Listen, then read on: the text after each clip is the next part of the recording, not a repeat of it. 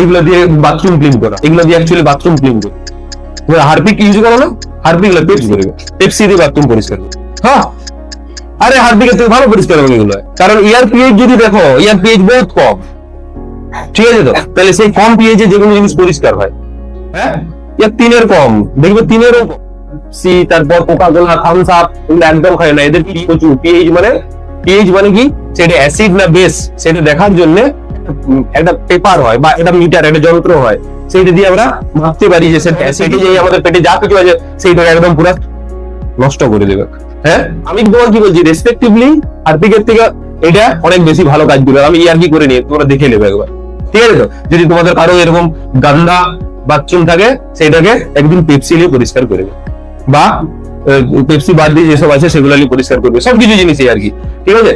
তাহলে তোমরা একদম এইসব জিনিস একদম খাইও না। তোমরা আমের রস খাবে, তোমরা দই খাবে, তোমরা গোল খাবে, তোমরা লস্যি খাবে, রস খাবে, ডাব খাবে, এগুলো একদমই কেউ খাইও না, ঠিক আছে?